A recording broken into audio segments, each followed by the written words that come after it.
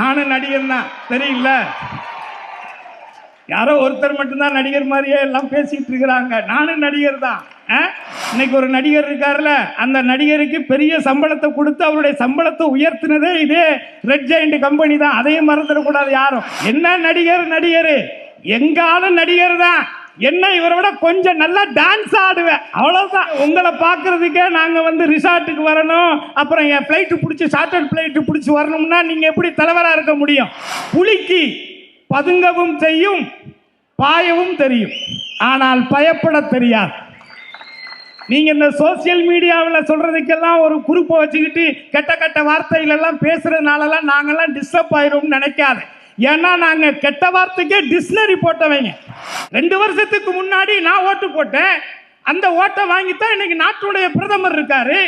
அப்ப நான் அந்த ஓட்டு செல்லாதனா அப்ப பிரதமர் பதவியே செல்லாது தானே.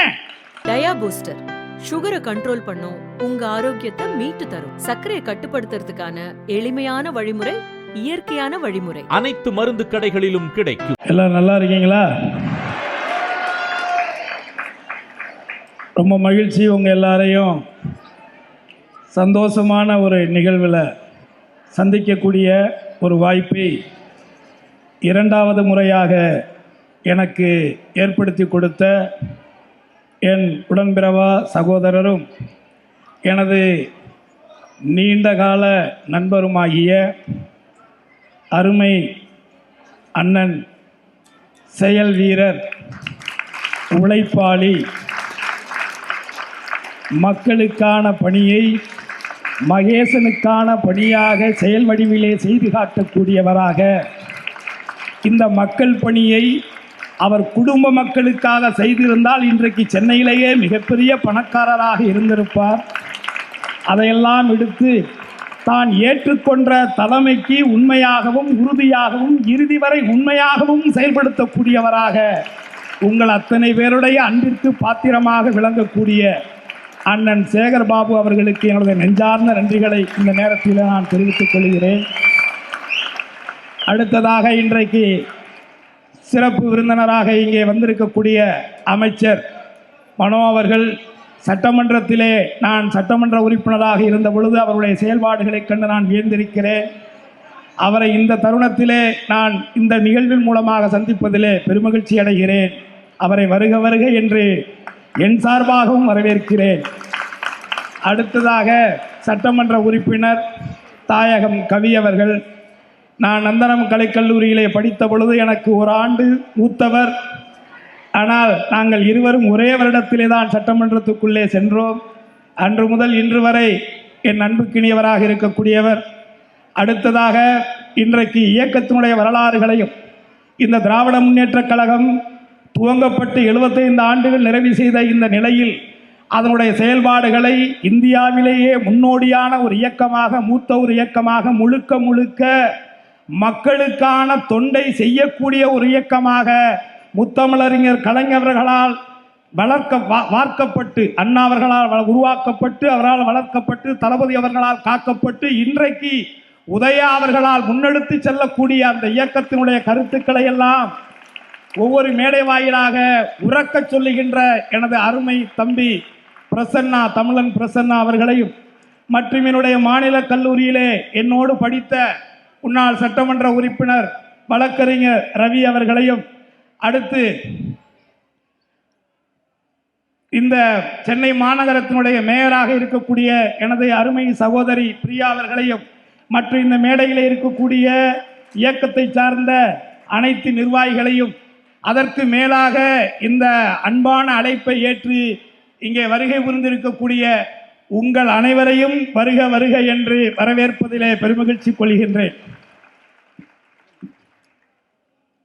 நான் இப்பத்தான் சொன்னேன் அண்ணங்கிட்ட, நான் உண்மையிலே இன்னைக்கு நான் ஷூட்டிங் ராம்நாட்டில் நடந்துட்டு இருக்கு, தனுஷ் படம். நானும் நடிகர் தான், தெரியல. யாரோ ஒருத்தர் மட்டும்தான் நடிகர் மாதிரியே எல்லாம் பேசிட்டு இருக்கிறாங்க. நானும் நடிகர் தான். என்ன சொல்ல போனா சொல்லுவோம். அதனால அண்ணன் சொன்னா வந்தா ஆகணும். இல்லைண்ணே, நீங்கள் இது முக்கியமான நிகழ்ச்சி, என்னுடைய தொகுதி மக்களுடைய நிகழ்ச்சி, அவங்களுக்கு நலத்திட்டங்கள் கொடுக்குறோம். அடுத்து நம்ம உதயா அவர்களுடைய பிறந்த நாளுக்கான ஒரு நிகழ்ச்சி, அதனால் நீங்கள் கட்டாயம் கலந்துக்கணும்னு சொன்னார். அதுக்காக வந்த எனக்கு தான், ஏன்னா 600 கிலோமீட்டர் வரணும் காரில், உங்களுக்கு தெரியும் தானே. ஸோ இன்றைக்கி முடிச்சுட்டு நைட்டு போகலாம்னா 8 மணிக்கு தான் ஃப்ளைட்டு, நிச்சயமாக பிடிக்க முடியாது. அதனால் காலையில் 6:10க்கு ஃப்ளைட். சரி, இவ்வளோ சிரமங்களுக்கு இடையில நான் ஏன் இதெல்லாம் சொல்கிறேன்னா, உங்ககிட்ட சில விஷயங்களை நான் மனம் திறந்து பேசணும்னு நினைக்கிறேன். அதாவது சொல்லுக்கு முன் செயல், சொல்லுக்கு முன் செயல் அப்படிங்கிறது தேசிய தலைவர் பிரபாகரனுடைய வார்த்தைகள். வார்த்தைகள்ல சொல்றதை விட செயல்ல செஞ்சு காட்டணும். அப்படி செயல்ல செய்து காட்டக்கூடியவராகத்தான் ஒவ்வொரு திராவிட முன்னேற்ற கழகத்தில் இருக்கக்கூடிய ஒரு அடிமட்ட தொண்டனில இருந்து இன்றைக்கு இந்த தமிழகத்தை ஆட்சி செய்து கொண்டிருக்கக்கூடிய எனது அருமை அண்ணன் தளபதி அவர்கள் முதற்கொண்டு அதாவது செயலுக்கும் சொல்லுக்கு முன் செயல். அந்த விதத்திலே நான் முதன்னு மாண்புமிகு துணை முதலமைச்சராக இருக்கக்கூடிய அருமை சகோதரர் உதயா அவர்களை நான் ஒரு ஹோட்டலிலே நடிகர் விஷால் அவங்க நண்பர்கள் 2 பேரும் பேசிக்கிட்டு இருக்கும்போது தான் நான் பார்த்தேன். அப்போ ஒல்லியாக இருந்தார், கண்ணாடி போட்டிருந்தார். அப்போ விஷால் தான் சொன்னார், இவர் தளபதி பையன் அப்படின்னு. சத்தியமாக நான் அதுக்கு முன்னாடி பார்த்ததில்லை, தப்பாக எடுத்துக்காதீங்க. அப்போ நான் பார்த்து வணக்கம் ஏதோ கையை கொடுத்தேன். நான் அந்த சுனுக்கர் விளாண்டுக்கிட்டு இருந்தேன், அவங்க ஏதோ பேசிக்கிட்டு இருந்தாங்க, கல்லூரி நண்பர்கள். அப்போ நான் அவர் பார்த்ததுக்கும் அதற்கு பிறகு நம்ம நடிகர் சங்கத்தில் காவேரி பிரச்சனைக்காக ஒரு உண்ணாவிரதம் இருந்தோம். அப்போ அதில் கலந்துக்கிட்டார். அப்போ நான் அவர்கிட்ட 2 வார்த்தை பேசியிருக்கேன். அதற்கு பிறகு இப்போ சமீப காலத்தில் தான் நான் உதயா அவர்களை பார்க்குறேன். இதை எதுக்காக சொல்ல வரேன்னா, அன்றைக்கு அவர் ஒரு செயலை செய்யணும்னு முடிவெடுக்கிறார். ஒல்லியாக இருந்தார், கண்ணாடி போட்டிருந்தார்.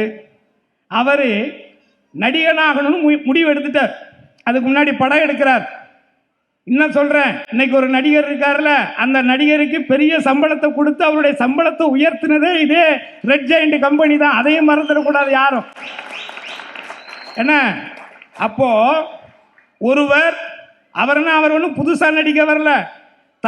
அண்ணன் தளபதி அவர்கள் எத்தனையோ திரைப்படங்கள், தொலைக்காட்சி தொடர் நடிச்சிருக்கிறாங்க. அதற்கு முன்பாக தமிழ் சினிமாவையே உலக அளவில் தலைநிமிர வைத்த ஒரு கதாசிரியராக, ஒரு எழுத்தாளராக, பாடலாசிரியராக முத்தமிழறிஞர் கலைஞர் அவர்கள். அவருடைய பேரை நடிக்கிறதுல ஒன்று நம்ம ஆச்சரியப்பட வேண்டிய அவசியம் இல்லை. ஆனால் இதில் என்ன தெரிஞ்சுக்கணும்னா, இன்னைக்கு இருக்கக்கூடிய நடிகர்கள்லாம் ஒரு 6-7 படம் உப்மா படமாக நடிச்சுட்டு அதுக்கப்புறம் தான் ஒரு நல்ல படமே நடிக்க ஆரம்பித்தாங்க. ஆனால் முதல் படத்திலேயே ஓகேயா ஒரு படம் ஞாபகம் இருக்கா? முதல் படத்திலேயே மிகப்பெரிய ஒரு வெற்றி படத்தை கொடுத்தவர் தான் உதயநிதி ஸ்டாலின் அவர்கள் அப்படிங்கிறதை நீங்கள் மனசில் நினச்சிக்கணும். ஆக நான் இதே சட்டமன்றத்தில் நான் சட்டமன்ற உறுப்பினராக இருந்த பொழுது, அன்றைய எதிர்க்கட்சியாக திராவிட முன்னேற்ற கழகம் இருந்த பொழுது, அன்றைக்கு தளபதியார் அவர்கள் நடத்திய அந்த இளைஞர் படையை தனது அடுத்த கட்டமாக உதயநிதி அவர்களிடத்திலே அந்த பொறுப்பை கொடுக்குறாங்க. அப்போ அதை செயல்படுத்துறதுக்கு அவர் ஊரா போகும் பொழுது, அன்றைக்கு இருந்த அந்த அரசு, அனைத்து இந்திய அண்ணா திராவிட முன்னேற்ற கழகத்தினுடைய அன்றைய எடப்பாடியினுடைய அரசு அதற்கு எத்தனை தடைகளை போட்டார்கள் என்பது எனக்கு தெரியும். அப்போ கூட நான் சொன்னேன், அவருக்கு வாழ்த்து சொல்லலாம் நினைச்சேன். என்னதான் இருந்தாலும் ஒரு பெரிய கட்சியினுடைய மிகப்பெரிய ஒரு இயக்கத்தினுடைய ஒரு இளைஞரணி தலைவராக பொறுப்பேற்றிருக்காரு. அவரை பார்த்து வாழ்த்து, அதெல்லாம் செய்யக்கூடாது, அதெல்லாம் போகக்கூடாது, ரெட்டையில ஜெயிச்சிருக்கிறீங்கன்னு என்னை மிரட்டிட்டாங்க, சொல்லி பயமுறுத்திட்டாங்க. ஆனால் இன்று வரை அந்த வருத்தம் எனக்கு இருக்கு. இன்றைக்கு ஒட்டுமொத்தமாக அந்த பொறுப்பை ஏற்றதிலே இருந்து இந்த ஏடிஎம்க்கு அன்றைக்கு அவர்கள் தடைகள், அத்தனை தடைகளை போட்டிருந்தாலும் கூட அந்த தடைகளை எல்லாம் தகர்த்தெறிந்து ஒற்றை செங்கலை எடுத்து ஒட்டுமொத்த உலகத்தையே உற்று பார்க்க வைத்தவர் தான் இந்த உதயநிதி ஸ்டாலின் அவர்கள். ஒரு சினிமா நிறுவனம் துவங்குகிறார், அதை லாபகரமாக இன்று வரைக்கும் நடத்தி கொண்டிருக்கிறார். அதை அடுத்து அவருடைய அடுத்த பொறுப்பை இன்னொருத்தர்கிட்ட கொடுக்கிறார். அதே மாதிரி ஒரு நடிகராக, அதாவது திண்டுக்கல் சாரதி படத்தில் ஒரு டயலாக் ஒன்று இருக்கும். என் பொண்டாட்டிக்கிட்டே யார்கிட்டே நான் சொல்லுவேன், என்ன அஜித்துங்கிற, என்னை விட கொஞ்சம் கலரா இருக்கார் அவ்வளவுதானே, இல்ல என்ன அஜித் என்னை விட கொஞ்சம் கலரு அவ்வளவுதானே. அதே மாதிரிதான் என்ன நடிகர் எங்காலும் நடிகர் தான், என்ன இவரை விட கொஞ்சம் நல்லா டான்ஸ் ஆடுவேன் அவ்வளவுதான். வேற ஒன்றும் பெருசாலாம் இல்லை. அப்படித்தான் நான் எடுத்துக்கணும். உங்களுடைய நடிப்பு எல்லாருக்கும் தெரியும், எங்களுக்கும் தெரியும், எல்லாருக்குமே தெரியும். உதயா அவர்களுடைய நடிப்பும் மிக சிறந்த நடிகராக சில படங்களில் மகேந்திரன் அவரும் சேர்ந்த படத்திலலாம் மிக அற்புதமான ஒரு நடிப்பை வெளிப்படுத்தியிருப்பார். ஆக அவர் இன்றைக்கு மக்களுக்கான பணியை மேற்கொண்ட காரணத்தினாலே தான் அதிலிருந்து விடுபட்டிருக்கார். நீங்க 100 படம் நடிச்சு நம்ம எடுக்கிற பேரை வெறும் ஒரு 10-12 படம். கடைசியாக அவர் நடிச்சாரு மாமன்னன் திரைப்படம்.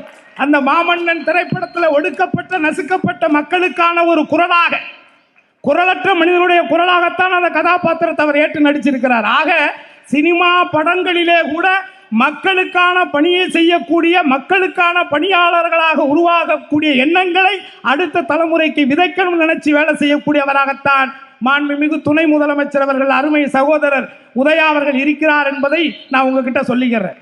அதாவது என்னுடைய தெய்வ திருமணார் ஒன்று சொல்லுவார், வீரமற்ற விவேகம் கோழைத்தனம், வீரமற்ற விவேகம் கோழைத்தனம், விவேகமற்ற வீரம் முரட்டுத்தனம்னு சொல்லுவார். ஆனால் அருமை சகோதரர் உதயா அவர்கள் வேகமும் வீரமும் வேகமும் விவேகமும் வேகம் எந்த செயலை செய்தாலும் அதை எடுத்து முடிக்கக்கூடிய ஒரு ஒரு ஒரு உறுதியாக ஒரு செயல்பாட்டினை நடத்தக்கூடியவராகத்தான் செயல்படுறார்.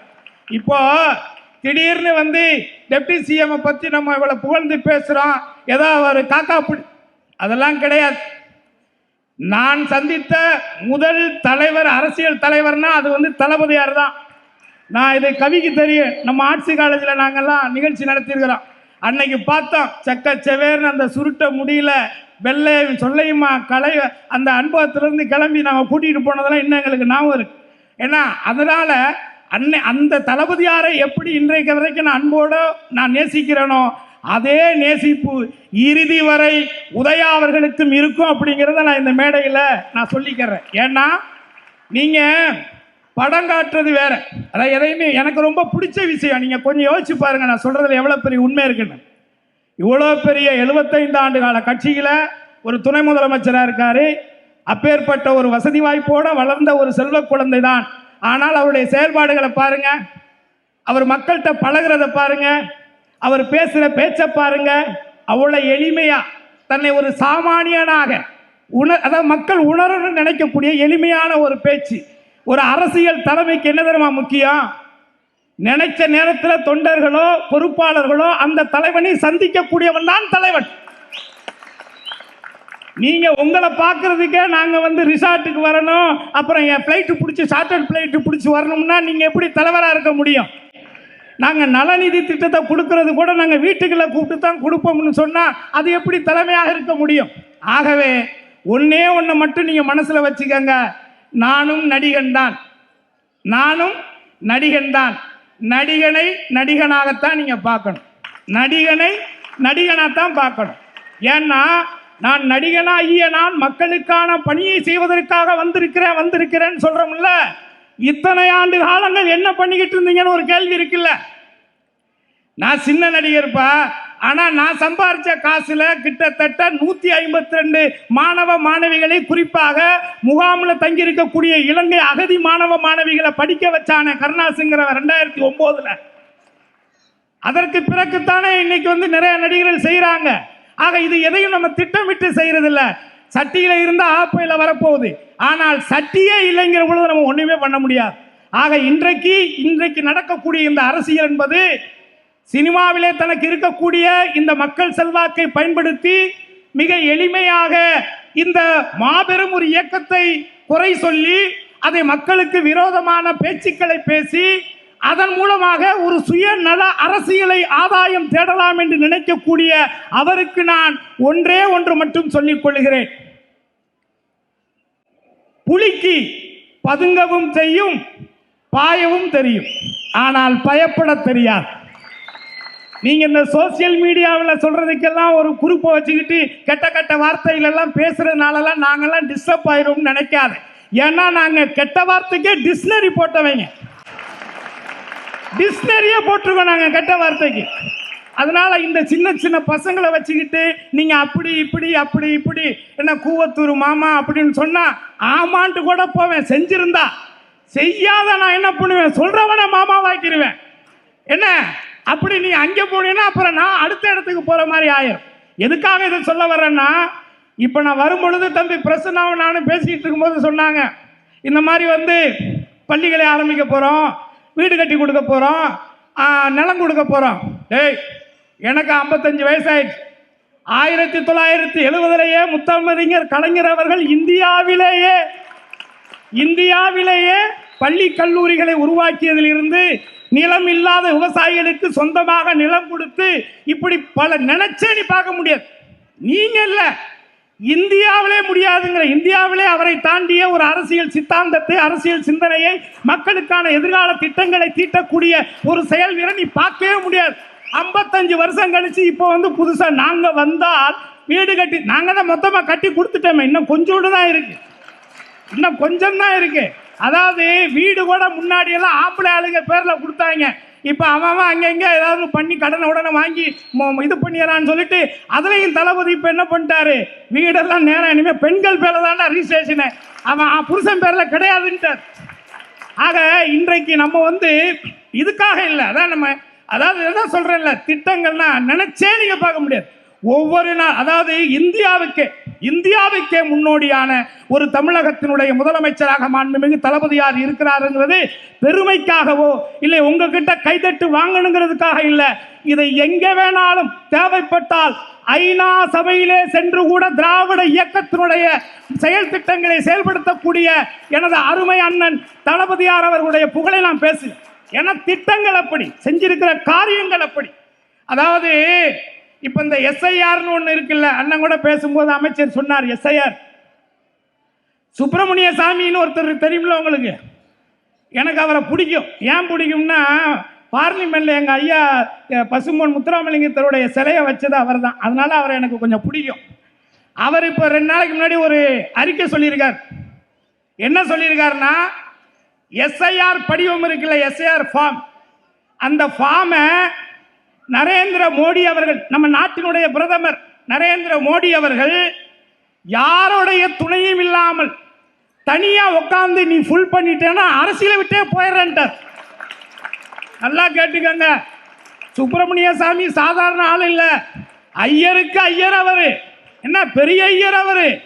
அவர் சொல்றாரு, அந்த எஸ்ஐஆர் ஃபார்மை நம்ம நாட்டினுடைய பிரதமர் ஐயா நரேந்திர மோடி அவர்கள் யாருடைய உதவியும் இல்லாம, அமித்ஷா சப்போர்ட் இல்லாம தனியா உட்கார்ந்து அந்த ஃபார்மை ஃபுல்லப் பண்ணி கொடுத்து உங்களுக்கு ஓட்டு இருக்குன்னு சொல்ல வச்சுட்டேன்னா நான் இந்த அரசியலை விட்டுட்டு போயிடுறேங்கிறார். இப்ப வர்றதுக்கு முன்னாடி என் பொண்டாட்டிகிட்ட கேட்டேன், என்ன கிரேசி இந்த மாதிரி சொல்றாங்களே, எப்படி நமக்கு ஓட்டு இருக்கான்னு கேட்டேன். டவுட்டா தான் இருக்குங்கிறா. எனக்கே டவுட் தான். ஏன்னா உங்களுக்கு தெரியுமில்ல, நம்மெல்லாம் நாடோடி வாழ்க்கை, நம்ம எங்கேயோ பிறந்தோம், எங்கேயோ வளர்ந்தோம், ஏதோ இந்த சென்னையை நம்பி வந்தோம். இந்த சென்னை தான் இந்த கருணாஸை உருவாக்குச்சு. அதனால நான் என்னைக்குமே இந்த சென்னைக்கு நன்றியா இருப்பேன். ஏன்னா என் ஊர்ல எங்க அப்பா அத்தா வச்ச பேரு கருணாநிதி. நிதி பற்றாக்குறையில நிதியை தூக்கிட்டேன், வெறும் கருணான்னு வச்சுக்கிட்டேன். என்ன எங்க அப்பா பேரு சேர்த்தவர், அப்ப எஸ் தூக்கி பின்னாடி போட்டுக்கிட்டேன், கருணாஸ். ஐ நல்லா இருக்க, ஐ ஹலோ கருணாஸ், ஹலோ வாங்க கருணாஸ், நல்லா இருக்க சவுண்டு, நம்ம இதே வச்சுக்குவோம். அப்படி வச்சுக்கிட்டேன், நானா வச்சுக்கிட்டதான். ஆனால் இந்த கருணாஸ்ங்கிற ஒரு பாடகனை, ஒரு இசையமைப்பாளனை, ஒரு நடிகனை, ஒரு தயாரிப்பாளனை, ஒரு விநியோகஸ்தகரை, ஒரு முக்குளத்தோர் புலிப்படையினுடைய தலைவனை, ஒரு சட்டமன்ற உறுப்பினரை, இன்றைக்கு வரக்கூடிய சட்டமன்றத்திலே தளபதியாருடைய புகழை பாடக்கூடியவனை உருவாக்கியது சென்னை. இந்த சென்னை தான் என்ன உருவாக்குச்சு. அதனால நான் பிறந்த ஊருக்கெல்லாம் விசுவாசமா இருக்க மாட்டேன், நான் சென்னைக்கு மட்டும்தான் விசுவாசமா இருப்பேன். நிறைய பேர் சொல்றாங்க சென்னை எங்களுது சென்னை, என்ன எங்களுது சென்னை, நாங்க இங்கே தானே உருவாயிருக்கிறோம், இங்கே தானே வளர்ந்துருக்கிறோம். அதனால என் ஓட்டு, நான் வந்து முதல்ல பாட்டு தோட்டத்தில் இருந்தேன், அதுக்கப்புறம் கோடம்பாக்கம் போனேன், அப்புறம் ட்ரிபிளிகன் பிக் ஸ்ட்ரீட்டுக்கு பக்கத்தில் நம்ம நல்லதம்பி ஸ்ட்ரீட்டில் இருந்தேன். இப்படி நான் எங்கெங்க இருந்தேனே எனக்கு தெரியல. மூணு நான் ஓட்டு போடும்பொழுது அண்ணா நகரில் இருந்தேன். என்ன இப்போ அவங்க என்ன கேட்குறாங்க, அண்ணா நகரில் எப்போ இருந்தீங்க? இப்போ இருந்தோம். அண்ணா நகரில் இருக்கும்போது எங்கே ஓட்டு போட்டீங்க? தெரிலங்க. இல்லை அதுக்கு முன்னாடி எங்கே இருந்தீங்க? அப்போ அங்கே இருக்கும்போது உங்களுக்கு அங்கே ஓட்டு இருந்துச்சா? இப்படியெல்லாம் கேட்டால் இருக்கிற நம்மளே வாடகை வீட்டில் என்ன ஆணி அடித்தா வெளில போங்கிறான், பைப்பை நிறையா திறந்து விட்டா வெளில போங்கிறான். இப்படி இருக்கிற இந்த சென்னையில் நம்ம எங்கே போய் என்ன பண்ணுறது? ஆக இதில் இருந்து நீங்கள் புரிஞ்சுக்கணும். அதைத்தான் அன்னைக்கு வந்து எஸ்ஐஆருடைய கூட்டத்தில் மாண்புமிகு தளபதியார் அவர்கள் ரொம்ப தெளிவாக சொன்னாங்க. நம்மளுடைய ஓட்டு உரிமைகளை பறிப்பது என்பது நமது குடியுரிமையை பறிப்பதற்கு சமமானது. முதல்ல அதாவது நீ இந்த நாட்டுடைய பிரஜையே இல்லைங்கிறதா இதுக்கு. ஓட்டு போடுற உரிமை இல்லைன்னா உசுறு போனதுக்கு சமம் தானப்பா. அப்போ ஓட்டு போடுற உரிமை இல்லைன்னா இது எப்படி ஜனநாயக நாடு? 2 வருஷத்துக்கு முன்னாடி நான் ஓட்டு போட்டேன், அந்த ஓட்டை வாங்கித்தான் இன்னைக்கு நாட்டுடைய பிரதமர் இருக்காரு. அப்ப நான் அந்த ஓட்டு செல்லாதனா அப்ப பிரதமர் பதவியே செல்லாது தானே? நான் ஓட்டு போட்டு தானே பண்ணி ஜெயிச்ச. நம்ம தானே ஓட்டு போட்டோம். எந்த கட்சிக்கே ஓட்டு போட்டோமா இல்லையா? அப்போ ஒரு நாட்டினுடைய பிரதமர் 2 வருஷம் தானே ஆகுது. அப்போ அன்றைக்கு அப்படி இருந்துட்டு ஏற்றுக்கிட்டு இன்னைக்கு திடீர்னு ஒரு சிறப்பு வாக்காளர் இதுன்னு சொல்லி கொண்டுட்டு வந்து நம்மளுடைய வாக்குகளை நீக்கிட்டு வட இந்தியாவிலிருந்து வந்து இங்கே வேலை செய்கிறாங்க பாரு. அவங்களுக்கு என்னங்க, அவங்களுக்கு ஒன்றே ஒன்று என்ன, ஏதாவது கேட்டீங்கன்னா பிஜேபி, மோடிஜி, கியாஜி, பானிபூர்ஜி, ஆஜி, கோஜி, பாஜி, வேற என்ன தெரியுது? எல்லாம் என்னன்னா நம்ம வேலை செய்ய வேண்டிய இடத்துல அவங்க வேலை செய்கிறாங்க. இதில் வேற என் ஊரில் ஒருத்தன் செங்கல் சூளை வச்சிருக்கிறான். என்னடா எல்லாம் வட இந்தியாவிலேருந்து குட்டியாக வச்சிருக்கிற? இல்லை மாப்பிள்ள, இவங்க என்ன வெறும் கொஞ்சோண்டு ரேஷன் அரிசியை வாங்கி கொடுத்துட்டு கொஞ்சம் வெங்காயம் தக்காளி கொடுத்தா காட்டுக்கிட்டு அப்படியே பொழுதுனைக்கு வேலை செய்கிறான். நம்ம ஆளுங்கன்னா அதை வாங்கி கொடு, இதை வாங்கி கொடு, இதில் வேற சாயந்தரமான ஒரு குவார்டர் வாங்கி கொடுன்னு வேற கேட்குறாங்க. சரியாக வராது, மெயின்டைன் பண்ண முடியாதுங்கிறான். ஆக ஊசி இடம் கொடுத்தா தானே நூல் உள்ளே போகும். ஊசி இடம் கொடுத்தா தானே நூல் உள்ளே போகும். ஆக நாம ரொம்ப கவனமாக இருக்கணும். நம்மளுடைய நாடு, நம்மளுடைய மண்ணு, நம்மளுடைய மொழி, இந்த நாட்டையும் மண்ணையும் மொழியையும் காப்பதற்காக 75 ஆண்டு காலங்கள், ஒரு நாள் 2 நாள் இல்ல, 75 ஆண்டு காலங்கள் இந்த வெளிநிலை மக்களுக்காக, அடிமட்டத்தில் இருக்கக்கூடிய மக்களுக்காக, மிகவும் பிற்படுத்தப்பட்ட சிறுபான்மையர்களாக, மலைஜாதி மக்களாக வாழக்கூடிய தாழ்த்தப்பட்ட மக்களாக இருக்கக்கூடிய அனைத்து மக்களுக்குமான ஒரே கட்சி திராவிட முன்னேற்ற கழகங்கிற ஒரு கட்சி மட்டும்தான். அந்த இயக்கத்தை வழிநடத்தக்கூடிய முதலமைச்சராக, அரவணையும் அன்போடு வழிநடத்தக்கூடியவராக அன்றைக்கு ஒரு ஒன்றிய செயலாளர் பார்க்கிறாரு. அவங்க அப்பா வந்து அண்ணாவுடைய காலத்தில் தலைவர் முத்தமிழ் கலைஞர் காலத்திலிருந்து கட்சியில் இருக்கிறவர். உடனே போனை போட்டா அழுகிறா. அடுத்த நிமிஷம் அந்த ஆள் கூட வந்து நின்று முதலமைச்சர் படம் பிடிச்சிட்டு போறான். பிடிக்குமா? உங்களால் முடியுமா? நீங்க படம் பிடிக்கணும்னா சார்ட்டர் ஃபிளைட்டு பிடிச்சிட்டு போகணும். பார்த்துக்கங்க, நம்ம ஃப்ளைட்டில் போகிறதே கஷ்டம், அதில் சார்ட்டர் ஃப்ளைட்டு பிடிச்சி போகணும். அதனால நான் ஒரே ஒரு விஷயத்தை மட்டும் சொல்கிறேன். இன்னைக்கு நான் சொல்கிறேன் ஒன்று, நம்ம எல்லாம் மனுஷங்க தான். இன்னைக்கு இருப்போம், நாளைக்கு போயிடுவோம்.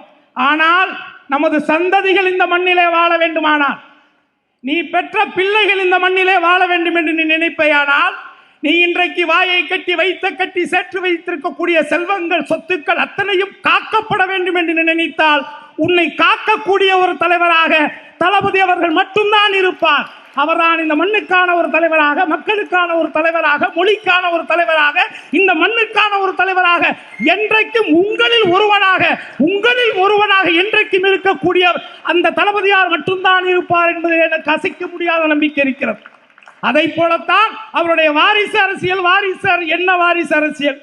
இப்ப நான் ஒரு பாடகர், என் பொண்டாட்டி ஒரு பாடகி, 2 பேரும் லவ்னு பண்ணி கல்யாணம் பண்ணி நாங்கள் லவ் பண்ணி ஒரு புள்ள பெற்று இப்போ அந்த புள்ளையும் ஒரு பாடகர், அவரு நடிகர். என்ன இப்போ பிரச்சனை?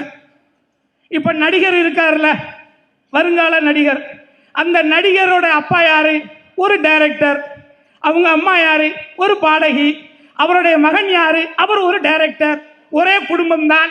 அவரு நடிக்கலாம், அவங்க அப்பா டைரக்ட் பண்ணலாம், அவர் பையன் டைரக்ட் பண்ணலாம், அவங்க அம்மா பாடலாம். ஆனா தளபதியாருடைய மகன் உதயநிதி மட்டும் துணை முதலமைச்சராக வரக்கூடாதுன்னா இதுல என்னடா நியாயம் இருக்கு? கேட்கிறவன் கேனைன்னா கேப்பையில நெய் வடியுதுன்னு சொல்லுவீங்களா? ஒரு கொஞ்சம் புரிதலோட பேசி, தப்பு உங்ககிட்டே இருக்க, உங்ககிட்ட அடிப்படையாகவே உங்ககிட்ட தப்பு இருக்க, அப்புறம் நீங்க என்ன இன்னொருத்தர சொல்றீங்க? ஆனால் நான் மீண்டும் ஒரு முறை சொல்றேன், இப்போ மறுபடியும் சொல்றேன், இன்றைக்கு நான் உங்களிடத்துல பேசுவதும் சரி, இன்றைக்கு ஒரு நல்ல ஆட்சியின் கீழே நாம் இருக்கின்ற இந்த தருணத்தை வரக்கூடிய காலங்களே நாம் காப்பாற்றிக் கொள்ள வேண்டும். இல்லை என்றால் நமது தலைமுறைகள் அனாதைகளாக்கப்படுவார்கள் என்பதை மட்டும் நீங்க மறந்துடாதீங்க. அதாவது மாமன்னர்கள் மருது பாண்டியர்கள் இருந்தாங்கல்ல, அதுல சின்ன மருது அவர் ஒரு ஜம்புத்தீவு பிரகடனம் 1801 அறிவிச்சார். அந்த ஜம்புத்தீவு பிரகடனத்தை திருச்சி மலைக்கோட்டையிலேயும் ஸ்ரீரங்கம் கோயிலே ஒட்டினார். என்ன சொன்னார்? அன்றைக்கு இருக்கக்கூடிய பாளையக்காரர்கள், குறியில மன்னர்கள் எல்லாரும் ஒன்னா சேர்ந்து, முகமதியர்கள் எல்லாரும் நம்ம ஒன்னா சேர்ந்து வெள்ளையனை விரட்டி அடிப்போம் என்று அறைக்கூவல் விட்டார். ஒட்டுமொத்த வெள்ளையர்களுக்கு அடிமையாக இருந்த அன்ற காலகட்டத்திலே ஒட்டுமொத்த இந்தியாவிலேயே ஒரே ஒரு கழகக்காரனாக, ஒரே ஒரு புரட்சியாளனாக, ஒட்டுமொத்த சிறுபான்மையர்களையும் பிற்படுத்தப்பட்டவர்களின் ஜாதி மதங்களை கடந்து மக்களை திரட்டி வெள்ளையனை வெளியேறு என்று சொல்லி சண்டையிட்டு வெள்ளையனை வெற்றி பெற்றவர்கள் அந்த மருது சகோதரர்கள் என்பதை யாரும் மறந்துவிட முடியாது. இதை எதற்காக சொல்லுகிறேன் என்று சொன்னால், அந்த ஜம்புத்தீவு பிரகடனத்தை போல் வரக்கூடிய காலத்திலே இந்த தமிழ் மண், இந்த தமிழ் மொழி, இந்த தமிழ் மக்கள், இந்த தமிழ் தேசம் காக்கப்பட வேண்டும் என்று சொன்னால், அன்றைக்கு ஒட்டுமொத்த மக்களையும் ஒருங்கிணைத்து, ஒட்டுமொத்த மக்களையும் இளைஞர்களையும் ஒருங்கிணைத்து அதை வழிநடத்தி, அந்த காலகட்டத்திலும் எந்த நிலையிலும் எந்த சூழ்நிலையிலும் தமிழகத்திலே பிஜேபியை வரவிட மாட்டோம் என்று உறுதியாக நிற்கக்கூடிய ஒரு தலைவராக நமது தளபதியாரும் நமது உதயாவும் இருப்பார்கள் என்பதிலே எனக்கு முழு நம்பிக்கை இருக்கிறது. ஆகாய தாமரை தெரியுமா? ஆகாய தாமரை தண்ணியில பூக்குறது தானே?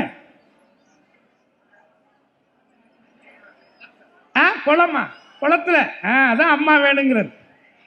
ஆகாய தாமரை, படர் தாமரை, அது போலதான் இந்த தாமரை. எல்லாமே நாசம். குளத்துல போச்சுன்னா குள நாசம், இங்க வந்தா இது நாசம், நம்ம மண்ணுக்குள்ள வந்தா நம்ம மண்ணு நாசம். ஆகவே மக்களாகிய உங்களிடத்தில் மீண்டும் இந்த சந்தோஷமான நிகழ்விலே ஒரு அற்புதமான ஒரு வாய்ப்பை எனக்கு ஏற்படுத்தி கொடுத்து, இந்த நேரத்திலே உங்களோடு சந்திக்கக்கூடிய ஒரு வாய்ப்பை ஏற்படுத்தி கொடுத்து, வரக்கூடிய காலத்திலே நம்மையும் நமது தலைமுறைகளையும் காக்கக்கூடிய ஒரு இயக்கமாக, என்றைக்கும் இந்த மண்ணுக்கான இயக்கமாக, மக்களுக்கான இயக்கமாக திராவிட முன்னேற்ற கழகம் இருக்கும். அதை வழிநடத்தும் நமது தளபதியாருக்கு பிறகாக உதயா அவர்கள் நிச்சயமாக இதை முன்னெடுத்து செல்வார் என்பதிலே எனக்கு அசைக்க முடியாத நம்பிக்கை இருக்கிறது.